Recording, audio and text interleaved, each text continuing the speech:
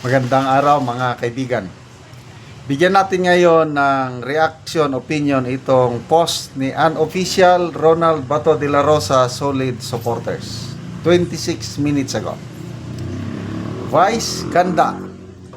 Ginawa umanong katatawanan si Tatay Digong sa kanyang concert. Hindi naitago ng mga taga-suporta ni dating Pangulong Rodrigo Duterte ang kanilang pagkadismaya kay Vice Ganda matapos nitong gawing katatawanan ang pagkakadala ni dating Pangulong Rodrigo Duterte sa The Hague. Sa kanyang concert, ginaya ni Vice ang viral na Jet Holidays commercial at ginawa nitong Jet Ski Holiday. Ilang mga netizens naman ang sinabing handa silang i-boycott lahat ng produkto na ini-endorse ni Vice Ganda bilang ganti. Okay. Ito si Kipi Chu o si Criset. May nabasa akong post niya tungkol nito. Sabi ni Criset o ni Kipi Chu, "The way you mock PRRD at its lowest, I'm sure you won't mind if we cheer and mock you when your karma comes. Millions of us will wait for it." Ani Criset Laureta Chu. Okay. So, Vice Ganda, nung presidente pa si Tatay Digong, may interview si Vice Ganda. I don't know kung presidente na siya o hindi pa. Ini-interview niya, ang ganda yung interview niya kay Tatay Digong, katatawanan. Na maganda yung, ang alam ko, magkaibigan sila noon eh. Vice Ganda and Tatay Digong. Ngayon, alam nyo naman, ang ABS-CBN, ang pagmamayari, Romualdez na yan eh. So, no wonder na, alam nyo na, party na pamumulitika, sirain nila ng sirain ang ating Tatay Digong. So, tama itong sabi ni Criset Laureta Chu, when your karma comes, magtanim ka ng masama, aani ka rin ng masama. Magtanim ka ng mabuti, aani ka rin ng mabuti. Ganyan yung karma eh. Dalawa pa lang karma. Good karma at saka bad karma. So, agree ako dito kay Kipi Chu. Pabayaan lang natin si Vice Ganda. Kanyang paglaruan, kanyang gawing katatawanan ng ating Tatay Digong, lalo na ngayon na nakakulong siya sa The Hague. Magtiis lang muna tayo. Ano ito? There will always be a time of reckoning. Di ba may kanta, Gulong ng Palad? Buhay ng kung minsan nasa taas, kung minsan nasa ibabaw. Gumugulong lang ang palad ng tao. Sige, habang nasa napakababang lugar ngayon ang aming Tatay Digong, sige lang, kotsain nyo lang. Ilang taon na lang, malapit na ang 2028. Konting tiis na lang po tayo, mga nagmamahal sa pamilyang Duterte, lalo na kay Tatay Digong.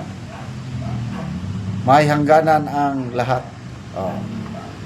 Tingnan nyo, kahit anong gawin nilang paninira kay BP Sara, nakatatlong panalo na po si BP Sara sa labanan niya with Romualdez.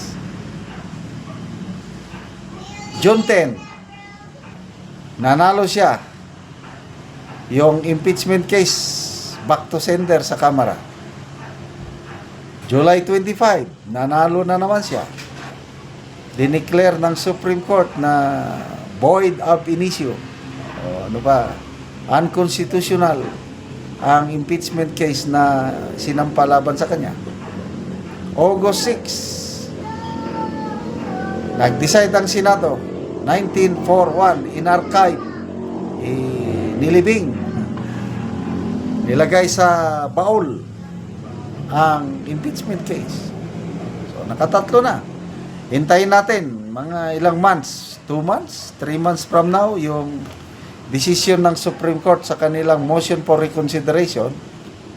Nasabi pa ni Senator Marcoleta, sa tagal-tagal na niyang naging abogado, wala pa daw siyang nasaksihan na unanimous decision ng NBank na binaliktad niya, ni-reverse nila mismo ang kanilang unanimous decision. Kaya nakikita ko, yan ang magiging pang-apat na panalo ni BP Sara. And then, pag magsampa pa sila, sampa lang sampa, panalo ng panalo si BP Sara, kahit ilang impeachment complaint pa ang isasampa. Dahil embedded na sa Senado ang kanyang mga senador na handang tumulong sa kanya hanggang ang last final panalo 2028, babalik at babalik ang isang Duterte sa Malacanang. Tingnan natin saan sila pupulutin itong mga nangungutya, ginagawang katatawanan ng ating mahal na Tatay Digong. Basta stick lang tayo sa ating suporta sa mga Duterte at balang araw, karma, good karma, aanihin ng mga Duterte, bad karma ang aanihin nila. Okay, magbasa lang tayo sa mga comments, ano? Para Alvarez, nagpapaunsin na naman Gonzales Jelay, wait ka lang dyan, Vice Ganda. Maria Amor, gabaan ka ragi, promise. Michael Aboso, ang simula, pagbagsak mong tutuyan. Okay, so, ano pa? Zen Aida, hulat na lang ta sa karma niya. Lovely ikaw, dapat i-unfollow ng ganyang tao, masyadong napakataas tingin sa sarili niya. Okay, salamat mga kaibigan sa inyong pagsubaybay sa ating channel. Nakakatulong kayo ng malaki sa tribong Talandig ng Bukidnon dahil ang sweldo natin sa channel na ito is pantulong natin sa kapwa. Namimigay tayo ngayon ng yero at pako para ito namang tribong Talandig makapagpatayo ng mas maayos na tahanan. Panoorin nyo ang video na ito. Ano na yung taga na Mugsin. O mga tuplo ni siya karon.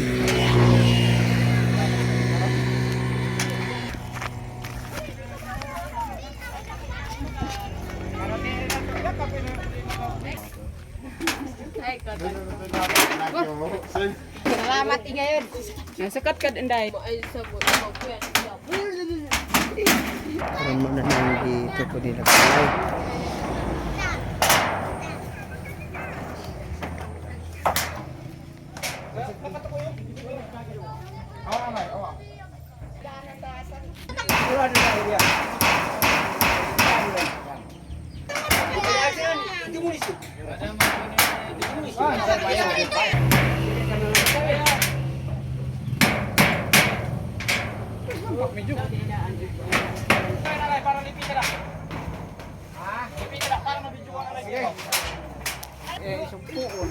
Yan mambisita.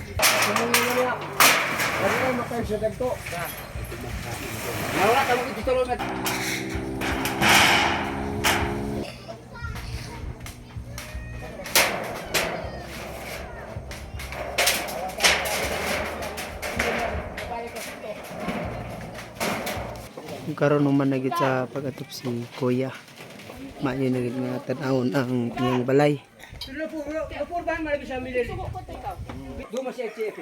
Salamat sa Ginoo nga nakatabang sa akong pagbayan ako. Oo. Og pila na ni Kuya ka tuig nga imong gitukod aya pa na atupan. Ito na ni kabulan bago na aya pa ning atopan kay natabang ang kugsin. So pito na ka bulan bago pa aya pa na atupan tungod kay natabangan ka og sin. mga kutsi. Sige, salamat kayo.